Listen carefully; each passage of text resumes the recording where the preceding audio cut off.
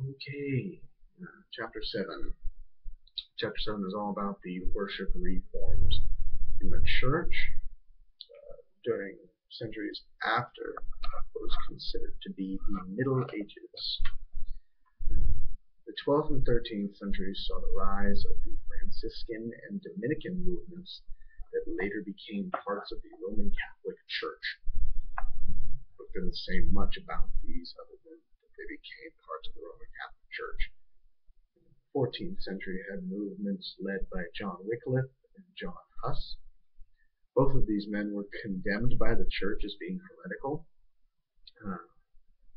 and it said that Huss was actually burned alive by the church.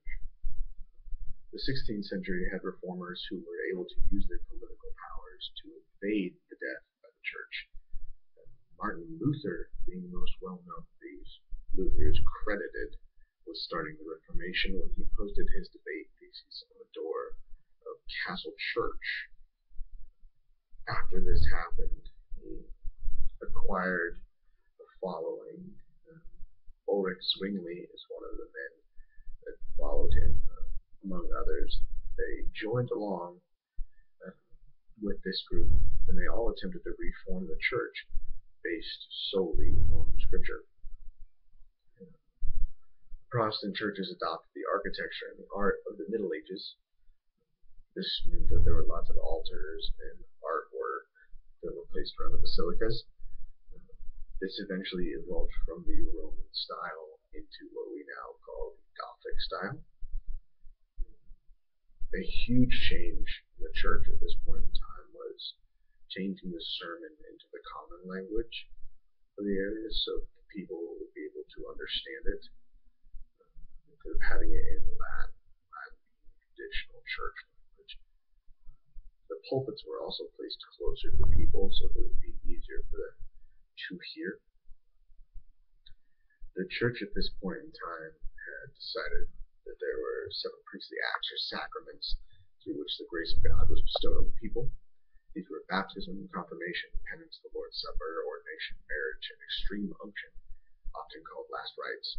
Baptism at this time had developed from earlier practices, now only taking about 30 minutes instead of all of Lent and ending at Easter. A lot of the time, the candidates for baptism were infants. The baptism at this time, or the services for these infants would typically begin with a series of 3 or 7 scrutinies. These were acts that were mostly spent in prayer and exorcism, so that the child would not be possessed by an evil spirit. Saliva was touched to the ears and noses of the child. Then they were anointed with oil on the breast and back. As this was done, the priest would renounce Satan on behalf of the child. Luther set forth the forms of baptism that made a lot of people pretty upset.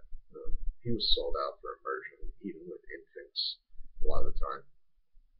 His stance on infant baptism was that he was okay with it as long as the parents or godparents were going to raise the child to be godly. Ulrich Zwingli came to the conclusion that baptism was merely an outward sign of inward reality. This got the church pretty angry at him. Some of the statements he makes at this point in time sound as if he's moving towards believers' baptism stance, since it is faith that affects salvation, not outward signs. The Lord's Supper, people at this point had still believed that the Lord's Supper, when it was taken, actually became Christ's body and blood. Zwingli reacted very strongly against this. He said that it didn't actually become Christ's body and blood, that it was just a representation instead of the actual body and blood. Zwingli only scheduled communion every quarter for his congregation, which in many instances was actually an improvement over the annual communion that was maybe once or twice a year.